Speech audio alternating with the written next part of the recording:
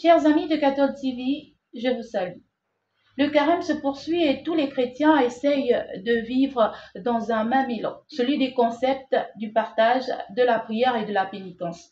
Après avoir abordé le partage avec le groupe Caritas, nous aborderons aujourd'hui la prière et pour cela, nous recevons l'abbé Luc Lambert, mon père. Bonjour. Bonjour. Bienvenue sur le plateau de Catholic TV. Merci. D'accord. Mon père, le carême se poursuit, comme je le disais dans mon introduction, et tous les chrétiens se demandent certainement comment on aborde la prière en ce temps de carême.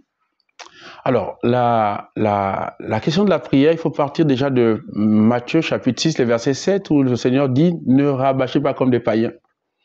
C'est pas à force de beaucoup de paroles que vous serez exaucés.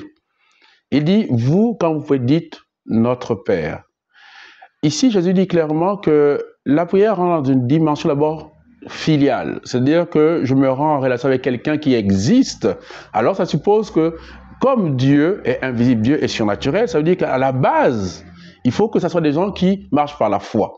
Et on le voit de manière claire dans l'évangile de Marc au chapitre 11, où Jésus dit clairement, notamment dans le verset 24, « Tout ce que vous demanderez en priant, croyez que vous l'avez déjà reçu, vous verrez la manifestation. » Alors, ici, on voit clairement que, j'aime à dire que Dieu n'exauce pas la prière, il exauce la foi. C'est un peu un terme pour dire qu'il y a des gens qui peuvent prier pendant des années, ils ne seront jamais exaucés. Parce que quand on parle de prière, les satanistes prient, les musulmans prient, les bouddhistes prient, etc. Donc, la prière, beaucoup de gens prient. Donc, la prière en elle-même ne veut rien dire si, à la base, d'accord, il n'y a pas, si vous voulez, une relation filiale, une expérience de Dieu. C'est-à-dire, on marche par la foi. C'est pour ça que Hébreux 11:6 dit que nul ne peut plaire à Dieu sans la foi. Et l'homme par excellence, le modèle de l'homme priant, d'accord, l'homme orant, c'est Jésus-Christ.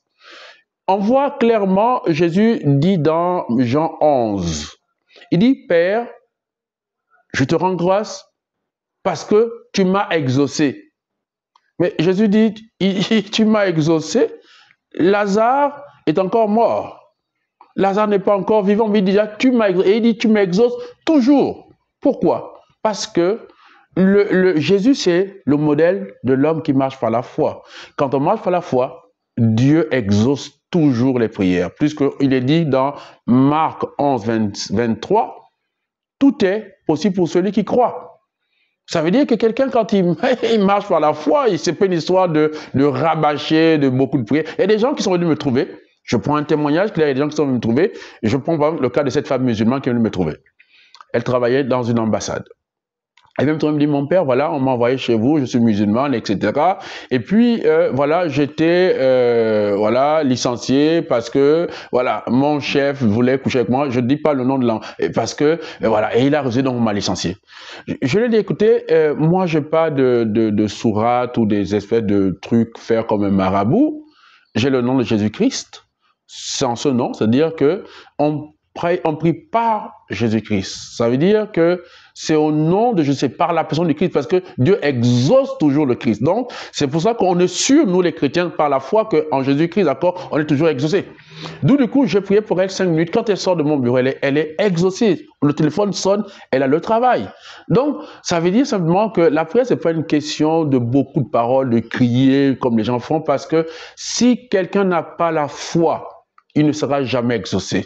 Et encore que, faut bénir Dieu que certaines personnes sont exaucées, pas parce que, à cause d'eux, mais parce qu'il y a quelqu'un qui a la foi à côté d'eux. D'où on voit par exemple que la foi des gens qui transportent le paralytique, d'accord, le paralytique est guéri à cause de la foi des gens qui le transportaient. Donc, voilà la première chose qu'il faut dire à nos frères, les chrétiens. D'ailleurs, il y a une aberration, que j'ai trouvé une aberration chez les chrétiens. C'est un contresens.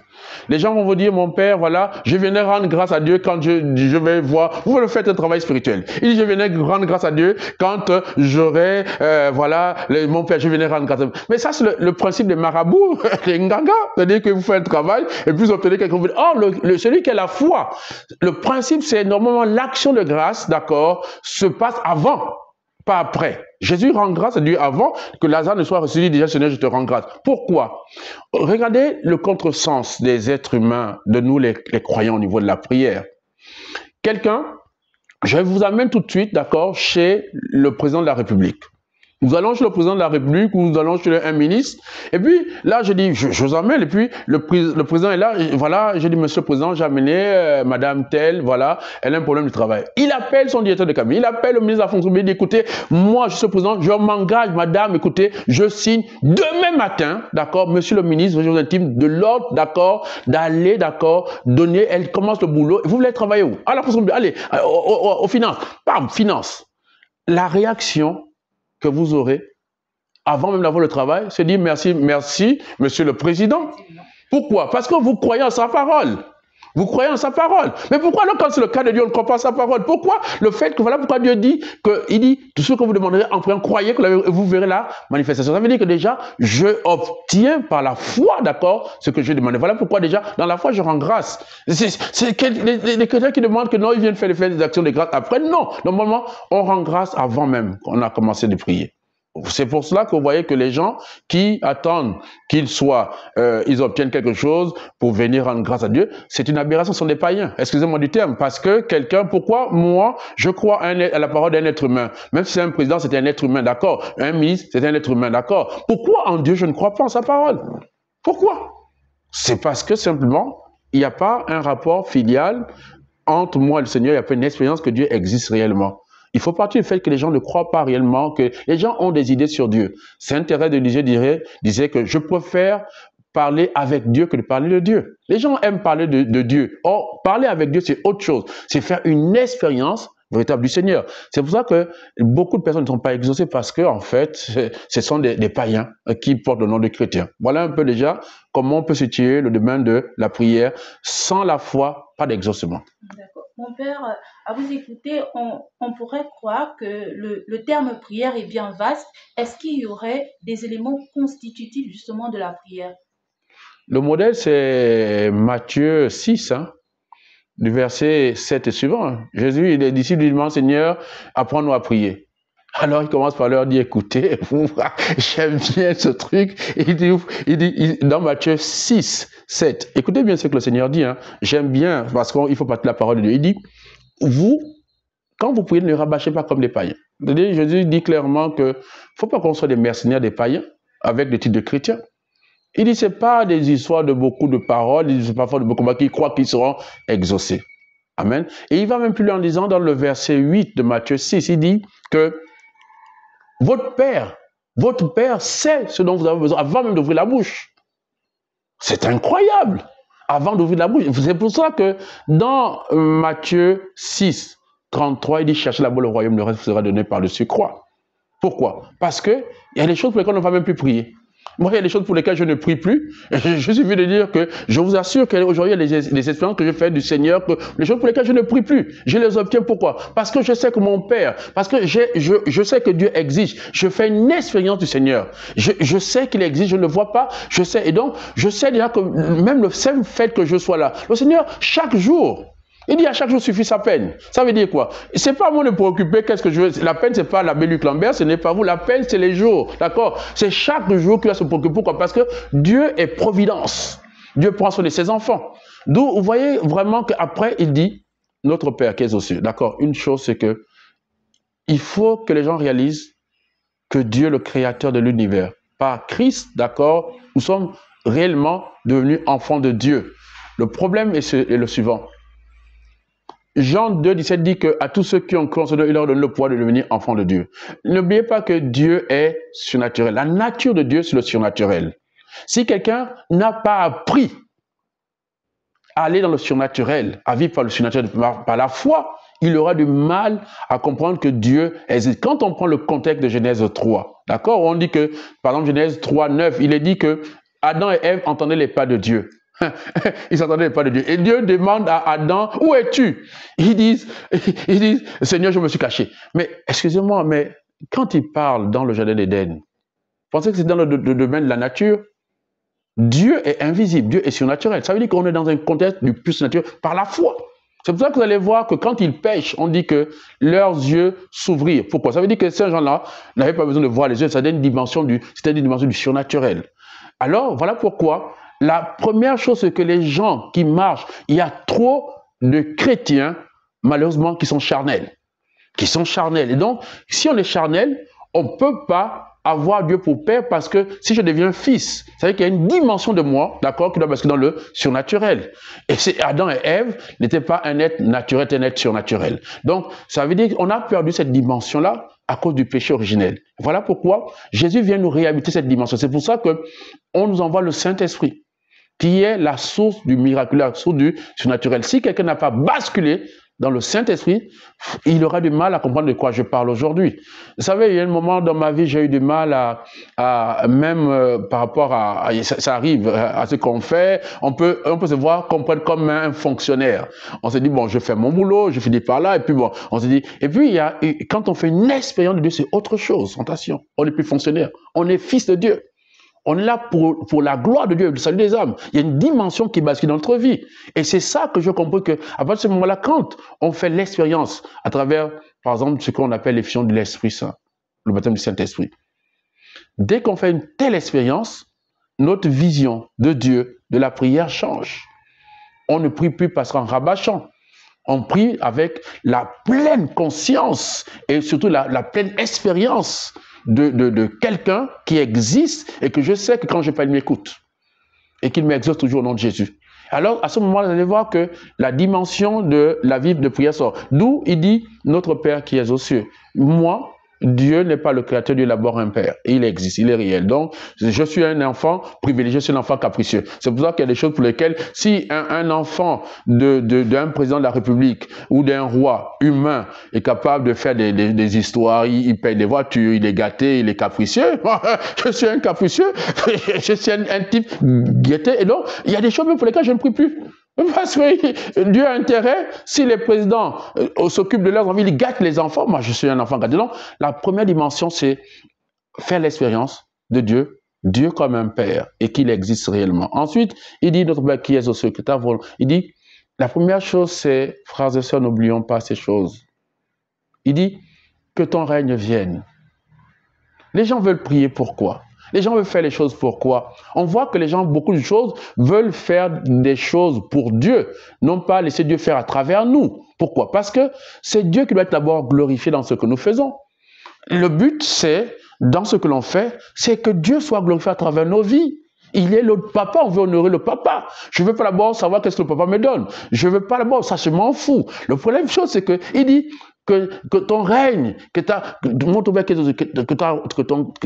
règne vienne, que ta volonté soit faite, que ton règne, que Dieu règne dans notre vie, qu'il a le contrôle de notre vie, qu'on vit non plus ma volonté, mais ta volonté, comme dit Luc chapitre 22, verset 42. Il dit non plus ta volonté, Père, non plus. Et vous allez, c'est extraordinaire quand on vit pour glorifier Dieu, on vit pour que sa volonté s'efface, pas la mienne. Les gens, beaucoup de gens, je vois il y a beaucoup de programmes, je vois il y a beaucoup de prières, de ceci par là. Les gens font ça pourquoi? Est-ce que Dieu leur a demandé? Et donc, vous voyez, la dimension d'abord de beaucoup de choses que nous faisons, c'est pas pour la gloire de Dieu, il y a même des gens qui c'est pour le pognon, les gens c'est pour avoir une renommée, etc. Or, première chose, Seigneur mon Dieu, si je prie, c'est pour que, à travers cette maladie, Jésus dit, quand Lazare, on annonce que ton ami Lazare est mort, ou est maladie, cette maladie, cette mort, il dit, n'est pas pour la mort, la maladie n'est pas pour la vie, c'est pour que Dieu soit glorifié. Pour que Dieu soit glorifié. Rendons d'abord la gloire à Dieu dans nos familles. Ensuite, il dit que ta volonté soit faite sur la terre comme au ciel. Il faut qu'on vive. Comment vivre selon la volonté de Dieu? Romains 8, 14 dit, les fils de Dieu sont conduits par le Saint-Esprit de Dieu. C'est arriver à une dimension, d'accord, si vous voulez, de la docilité, l'obéissance totale au Saint-Esprit. Jésus, Luc 1, 4, ou Luc 4, 1, ou Matthieu 4, 1 dit que Jésus est conduit par le Saint-Esprit. Jésus est notre modèle. Si Jésus, le Fils, le premier-né, est conduit, nous devons aussi être conduits par le Saint-Esprit. Or, beaucoup sont conduits par la chair. D'où ta volonté, Seigneur, non pas ma volonté. Ensuite, maintenant, là, après, vient ce que j'appelle les prières, envoie-moi. Les prières, c'est les prières des bébés, envoie-moi. Les gens prennent le temps, Seigneur, oh, envoie-moi, je veux mon miracle, je veux mon... Mais c'est du grand n'importe quoi. Il faut arrêter avec ça. Les gens passent, oh, je veux mon miracle. Les gens viennent pour Dieu comme si Dieu était un distributeur automatique. Dieu est d'abord un père. Il n'est pas un distributeur automatique, il existe réellement. Et donc, vous voyez qu'après, ta volonté soit faite sur la terre, comme au ciel, etc., donne-nous aujourd'hui notre pain de ce jour. D'accord, Dieu s'occupe de nous, et parce qu'on est humain, on est sur la terre, on a besoin de boire, de manger, etc. D'accord, ta volonté soit faite sur la terre. Et aussi, après, il y a la dimension de, vous voyez, les personnes, du pardon. Il y a des gens qui sont pleins de haine, pleins de colère, des gens qui viennent à l'église. Il y a des moments où on voit même les gens, ils se retournent voir quelqu'un, la rivale, c'est qui, il ne veut pas donner la paix. Mais vous pensez que Dieu exauce ce genre de type de prière-là? Donc, voilà pourquoi le modèle par excellence de la prière, c'est le Notre Père. Voilà. D'accord. Mon père, il y a un élément qui revient beaucoup dans la prière, c'est le chapelet. Quelle est la place du chapelet aujourd'hui dans la prière, mon père? Alors, le chapelet est très simple. Et là, je réponds à un peu à ceux qui nous accusent d'être des mariolâtres, etc. Le chapelet, frères et sœurs, est d'abord une prière, premièrement, christologique. On médite sur tous les mystères de la vie du Christ par de la Vierge Marie. Deuxième chose, le chapelet est une prière biblique. On ne reprend que ce que l'ange, dans la parole de Dieu, déclare. Il dit, je te salue Marie, comblée de grâce. Donc, on reprend, si vous voulez, au niveau, si vous voulez, de la Bible, on répète bêtement la parole. Pourquoi? Parce que, ce que les gens ne savent pas, quand je lis la parole de Dieu, moi je n'appelle pas la Bible parce que la Bible ne veut rien dire, mais la parole de Dieu, parce qu'elle est la parole de Dieu. Elle est cette même parole qui est au commencement. Quand je lis la parole de Dieu, je prie. Lire, chaque fois que je lis la parole de Dieu, je prie. Parce qu'elle est esprit, elle est vie. Donc, chaque fois que quelqu'un lit, donc c'est pour ça qu'on répète la parole de Dieu. Donc, on prie. C'est un type de prière basée, d'accord, sur non seulement les mystères de la vie de Christ, mais aussi basée sur la parole de Dieu. Voilà pourquoi. Ensuite, il y a une dimension charismatique. L'Église, c'est l'Église de la Pentecôte. L'Église est née avec la Pentecôte. Or, on sait bien qu'on voit que lorsque Marie apparaît quelque part, je dis, là aussi il y a une dimension. Vous allez voir que lorsque Élisabeth dit, lorsque j'ai entendu tes salutations, elle dit, Élisabeth fut remplie du Saint-Esprit de Dieu. Et l'enfant, elle commence à prophétiser des choses qu'elle ne pouvait pas imaginer. Il n'y avait pas le téléphone, elle ne pouvait pas imaginer que non seulement la Vierge Marie attend un enfant, ce n'était pas visible, mais plus elle dit, comme elle dit que Adonai, le Seigneur, c'est-à-dire qu'elle dit que tu es la mère d'Adonai, tu es la mère de Dieu. Donc, ça veut dire que quand je dis « Je vous salue Marie », c'est-à-dire quand nous invoquons dans le cadre, évidemment, du monde invisible, Dieu est créateur du monde visible et invisible. La Vierge Marie fait partie, comme les anges, comme les saints, etc., de la dimension du monde invisible. Et d'où, quand je me mets en connaissance, les pères de l'Église, et l'Église dit que Marie est l'épouse du Saint-Esprit. Quand je me mets sous l'intention de la Vierge Marie, il faut savoir une chose qui est sûre. Non seulement, on le voit à Canaan, on dit que Marie fut invitée aux noces, Canaan. Et parce qu'elle fait un noces, Jésus aussi fut invité. Là où Marie est, Jésus apparaît. Mais mieux encore, il n'y a pas que Jésus, il y a aussi le Saint-Esprit. Elle est l'épouse. D'où il y a cette dimension, dans le chapelet, cette dimension charismatique, donc de la prière. Et ça, je vous assure que la dimension charismatique de la prière prophétique est extraordinaire, que les gens négligent, mais qui est extraordinaire. Donc, voilà un peu le chapelet comme modèle. C'est la prière des pauvres. On dit bien, mais c'est une prière puissante. Puissante, je peux vous garantir, elle est puissante. Et c'est pour ça que j'encourage les chrétiens à ne pas se laisser berner, parce que Saint Paul dit que celui qui dit le contraire de ce qui décrit des textes de la parole de Dieu est anathème, est maudit. On nous dit de ne pas de chapelet. Or, c'est la parole de Dieu. Ça dit que c'est besoin de ne pas dire le chapelet, de ne pas dire je vous salue Marie, est maudit, puisqu'on ne parle que de la parole de Dieu. C'est pour ça que le chapelet a une place essentielle. Mais bien sûr! Bien sûr, et j'aime bien la Vierge Marie, je la love, c'est ma maman, j'aime bien, je suis pas un orphelin, et c'est une grâce. Marie est une grâce, c'est un don. Sur la croix, il dit, fils, voici ta mère. Fils là, c'est qui? Il aurait pu dire, voilà, Jean, tel nom. Pourquoi il donne pour le nom? Parce que c'est à tous ceux qui se reconnaissent comme fils de Dieu, à qui il donne sa maman, fille de Dieu. Et il dit, mère, voici ton fils. Donc il y a une dimension, il y a réellement une maternité. Si Jésus est le premier d'entre les morts, le premier, il faut bien qu'il y ait une mère aussi, non? Alors, écoutez, s'il est le premier que sur son frère, et s'il a une mère, c'est aussi ma mère. Gloire à Dieu. Elle n'est pas Dieu, mais elle est une mère. Je ne suis pas un orphelin. Et Dieu lui a accordé une grâce à Marie extraordinaire. C'est tout. Donc, on n'adore pas Dieu. Et vraiment, je vous assure que si, vous voyez, les chrétiens dans les familles, pouvait le père, la mère dire le chapelet, il y aura moins d'infidélité, il y aura moins des enfants qui ont pour le combolo, il y aura moins de drogue, et les gens seront plus dociles, plus humbles, il y aura plus de réconciliation. Et mieux encore, je vous salue Marie, c'est lire la parole de Dieu, c'est tout. Et l'esprit, elle est vie. La parole, l'esprit est vie, c'est tout. Et donc, il y a tout dans la prière du chapelet, Je vous salue Marie, il y a la dimension christologique, il y a la dimension charismatique, donc pentecôtiste, tout ce que vous voulez, et la dimension biblique. Mon père, c'est le temps de carême, un temps où on doit justement vivre la prière. Comment les chrétiens qui souhaiteraient vivre cette prière, comment ils peuvent participer? Alors, déjà, rentrons dans le cas de l'Église. L'Église nous donne déjà 3 grands piliers, donc la prière, le partage, d'accord, et le jeûne. Et j'ai ces 3 dimensions-là. Par exemple, chez moi, dans ma paroisse, j'ai proposé ceci dans le cadre, si vous voulez, donc, par exemple, du jeûne. J'ai demandé que cette année, que l'on jeûne les soirs. Parce que vous allez comprendre pourquoi je demande qu'on jeûne les soirs. Le but quand même, c'est quand même de restaurer nos vies, tant spirituelles que physiques, dans tous les domaines de notre vie. Nous avons en ce moment un gros problème de santé. Il y a beaucoup de problèmes, par exemple du diabète, etc., les tensions, mais vous allez voir que c'est lié à l'alimentation. Notamment, les gens mangent tard le soir. Donc, je veux amener les gens à rééduquer un peu, si vous voulez, certains types d'habitudes qui sont mauvaises. Notamment le fait que les gens mangent tard le soir. Et normalement, les repas qui sont conseillés, c'est le matin et c'est le long déjeuner et celui de midi. Alors, donc, en général, ça nous fait, on a le temps de brûler les calories. Le problème, souvent, des gens, c'est le soir. Ils mangent tard et donc, ils accumulent des choses et c'est là qui cause des problèmes de santé. Nous, j'ai demandé, exactement, j'ai demandé aux gens de, plutôt, au lieu de jeûner la journée, de jeûner le soir pour cette année. Sauf pour le parti du jeudi soir au vendredi toute la journée. C'est-à-dire que faire un jeûne complet de 24 heures. Voilà. Donc, le but, c'est vraiment du carême et puis de boire 2 litres d'eau par jour. Il faut rééquilibrer, non seulement, si vous voulez, au niveau spirituel, mais aussi même notre métabolisme physique, etc. Parce qu'aussi, il faut aider les gens à tout point de vue. Le carême a pour but de remettre de l'ordre dans tous les domaines de notre vie.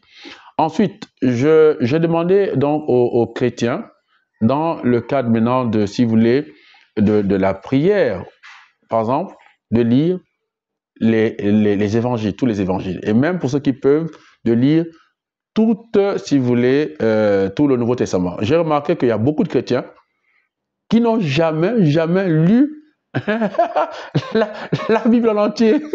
Ils sont nombreux, même les prêtres. Il y a même les prêtres qui n'ont même pas de Bible chez eux.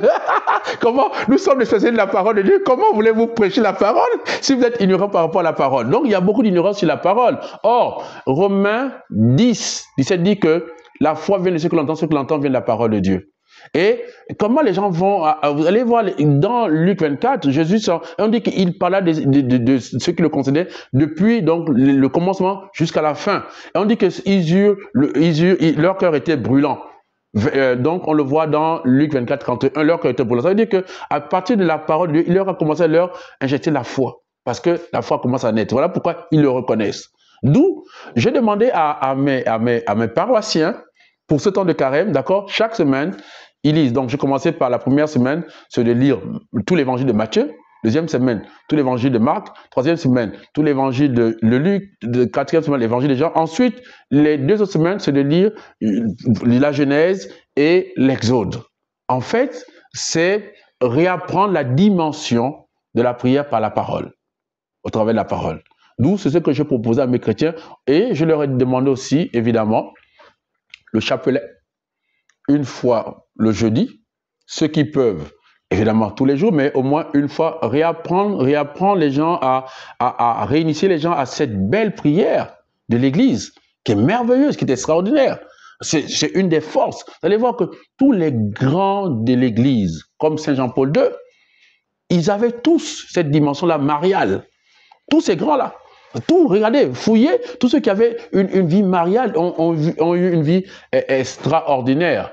Donc, voilà pourquoi nous allons aussi, donc, non seulement le chapelet, mais aussi nous allons parler de la dimension aussi de la divine miséricorde.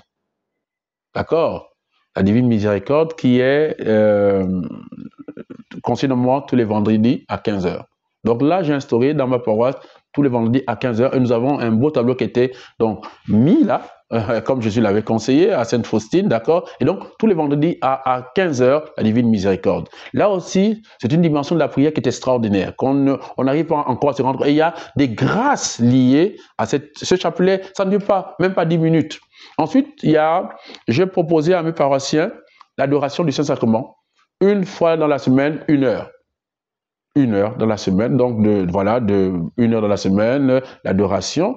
Voilà un peu ce qui est de l'ordre de, si vous voulez, de la prière et ce qui est l'ordre aussi du jeûne. Parce qu'il ne faut pas oublier qu'en rappelant le jeûne, Jésus dit dans Marc 9, il dit, cette réalité-là, cet esprit-là ne peut être chassé que par la prière et le jeûne. Attention, il y a des chrétiens, malheureusement, qui continuent, dès qu'on parle de jeûne, ils peuvent faire des journées entières, ils courent parce qu'ils ont un problème de dossier, ils ne se rendent même pas compte qu'ils n'ont pas mangé toute la journée, donc le soir. Mais dès qu'on parle de jeûne au niveau spirituel, pour le combat spirituel, comme on le voit dans Luc 4 ou dans Matthieu 4, vous allez voir que les gens à partir de 6 heures, ils commencent à avoir faim. Ils commencent à voir. Pourquoi? Parce que c'est une autre dimension. Il y a des choses qui ne peuvent s'obtenir. Ils sont conscients de la faim. Voilà. Il y a des choses qui ne peuvent s'obtenir que par le jeûne et la prière. Donc, aussi, la dimension du jeûne. Mais, dans le cas du partage, il faut que nous soyons très concrets. Et là, nous avons remarqué, avec la Covid, que nos églises sont les églises pauvres. Vous allez à Rome, il n'y a pas de quête. Moi j'ai fait 5 ans en Italie, j'ai eu la grâce d'avoir une bourse vaticane, mais à chaque fois que le pape se lève à la messe, il n'y a pas de quête. Il n'y a pas ce modèle-là. Pourquoi? Parce que l'Église a mis des structures d'autofinancement tout autour. C'est pour cela que quand nos églises ont été fermées avec la Covid, il n'y avait plus. J'ai vu les curés pleurnicher, oui, j'ai pleuré comme le courant. C'était même dit, on ne peut plus payer les employés. Bon, ça me faisait rire. Même une paroisse comme la cathédrale, ou même Saint-Pierre, c'est des paroisses pauvres. Pas parce qu'il y a du monde là-bas, que les gens riches qui sont là. Un des modèles, par contre, de paroisses qui au niveau de l'archidiocèse, qu'on peut considérer plus ou moins, qu'on peut commencer à voir que c'est une paroisse un peu plus ou moins riche, c'est Cœur Immaculé de Marie. C'est parce qu'il y a une vision de la personne à la Noël. Non seulement il y a l'église, il y a l'école de mode, il y a le dispensaire, il y a le jardin, et même on sait qu'il y a l'école primaire, il y avait la vision de le lycée et de l'université. L'église, regardez le modèle de méga church aux États-Unis, même d'abord du Vatican. Quand vous allez à Rome, à la suite du Vatican, il n'y a pas que la basilique, hein. Il y a de tout là-dedans. Il y a une poste, il y a un supermarché, il y a toutes les structures qui existent. Normalement, il y a une hôpital. Et donc, vous voyez que nos paroisses, aujourd'hui, doivent créer des structures d'autofinancement. C'est pour ça que nous sommes lancés depuis déjà un moment, au niveau de la paroisse Saint-Jean-Baptiste, dans des projets ciblés pour générer de l'argent. Et là, nous sommes dans des projets, notamment d'une salle polyvalente, non seulement qui va nous permettre de pouvoir faire des réunions de manière décente, une salle polyvalente moderne, mais en plus, dans la zone là-bas, quand les gens auront besoin de mariage ou une messe de recueillir, mais ils louent la salle, ça nous fait rentrer de l'argent.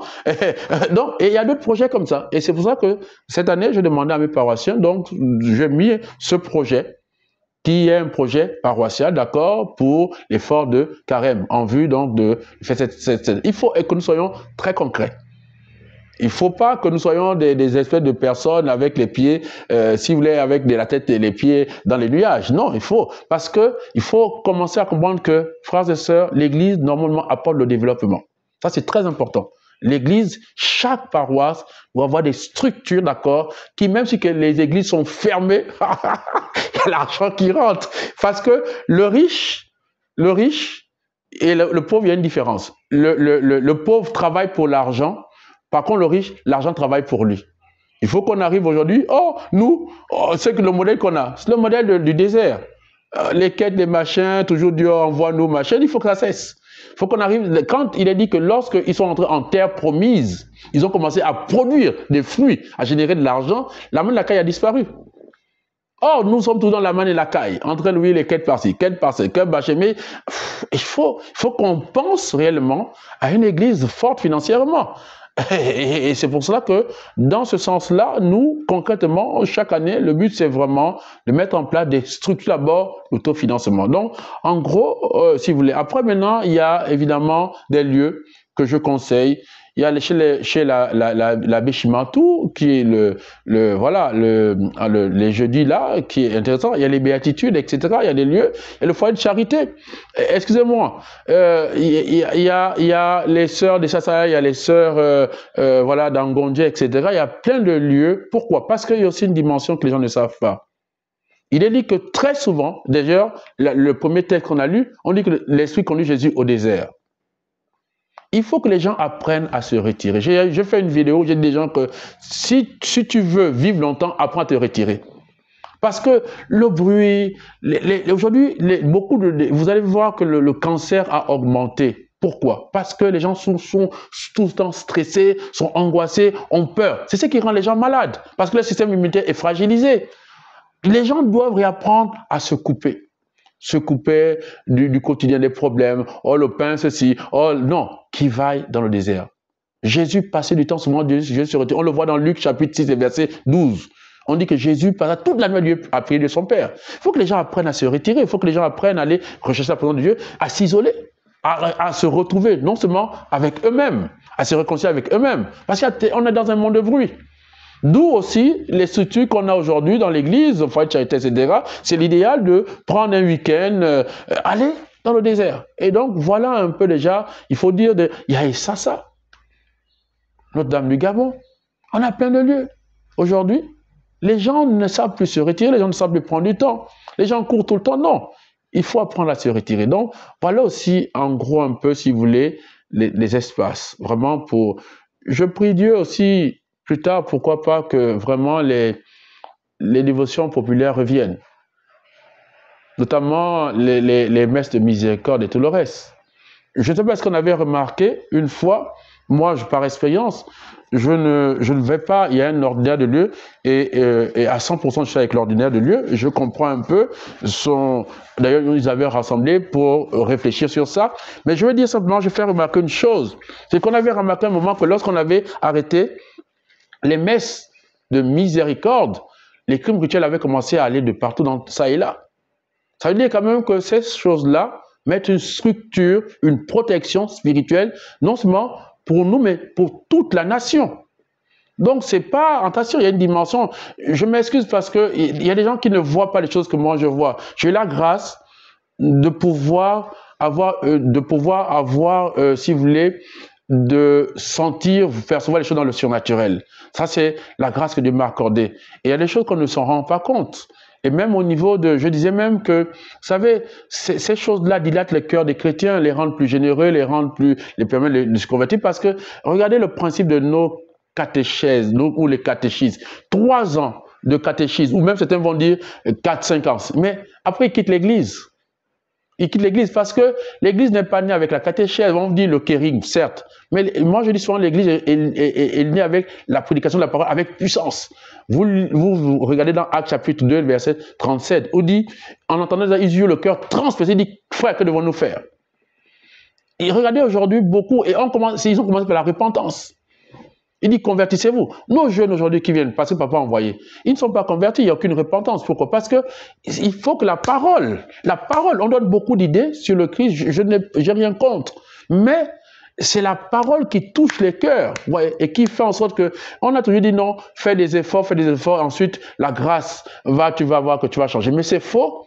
Les gens n'ont pas, c'est pas le modèle si vous lisez les Écritures, c'est parce que la grâce a touché quelqu'un qui se convertit. C'est pas l'inverse. Hein. On dit non, converse-toi, fais pas comme ça. La grâce n'est pas méritoire. C'est justement parce que la grâce m'a touché un jour que je donne ma vie à Dieu.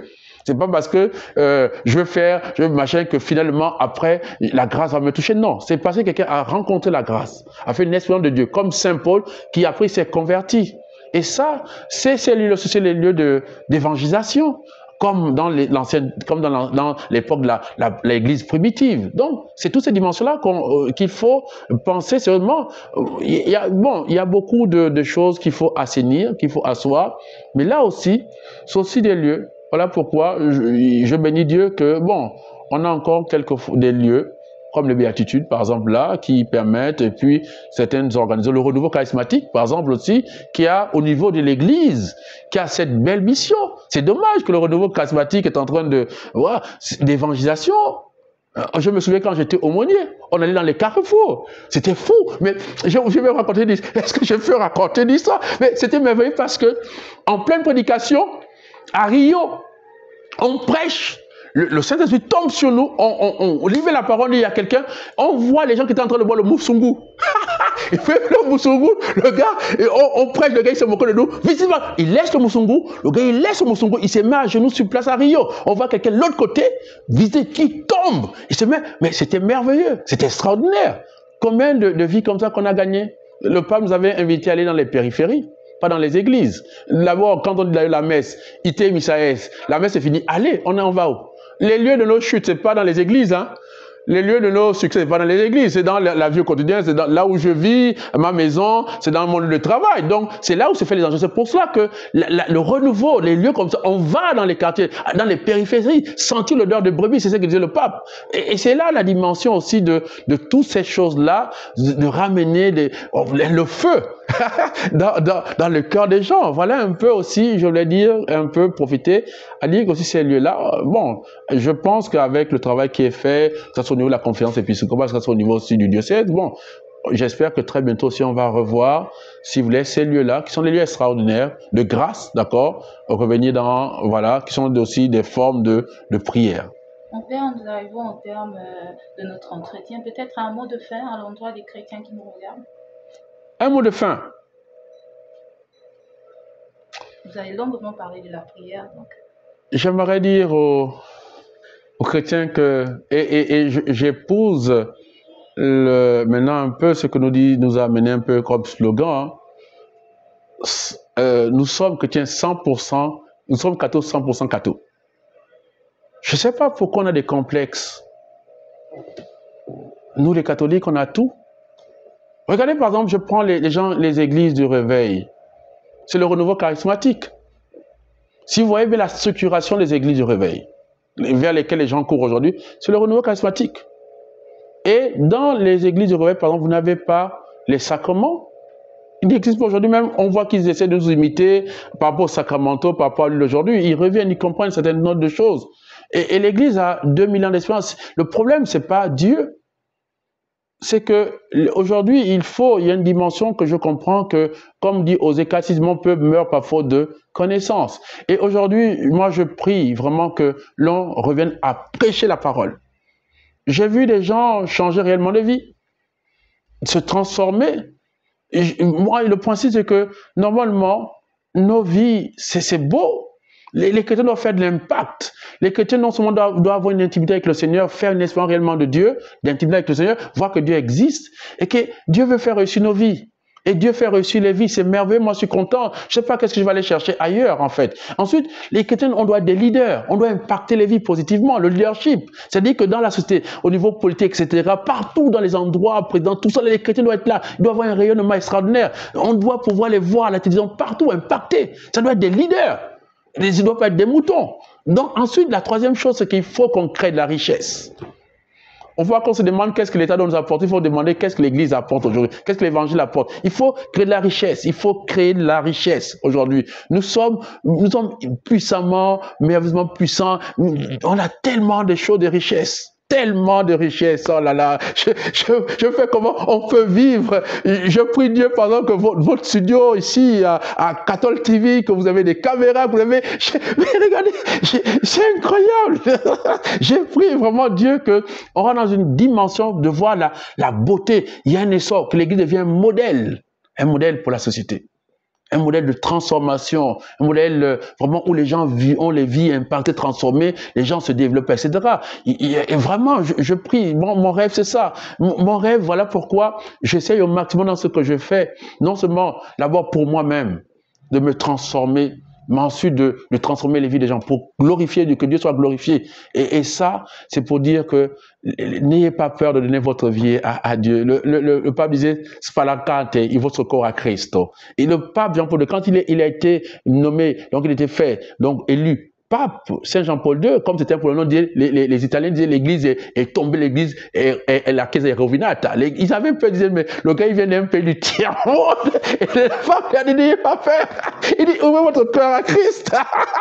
Et on a vu un pape extraordinaire, aimé par tout le monde. Et ça, c'est beau. Ouvrez votre cœur à Christ. Ouvrez. Regardez quand il est réveillé l'église du Gabon, lève très mal, une parole prophétique qui a soulevé l'église du Gabon. Un homme rempli de feu, embrasé. J'aimerais voir des hommes, des évêques, des prêtres, vraiment, embrasser les chrétiens et montrer aux gens que réellement, nous sommes le ciel de la terre, la lumière du monde. Et nous sommes vraiment, et pas en train de, vraiment, une église qui vient transformer les vies, qui vient glorifier Dieu, où les gens se retrouvent là-dedans, où les gens sont bénis, les gens rentrent, KO, ils sortent OK.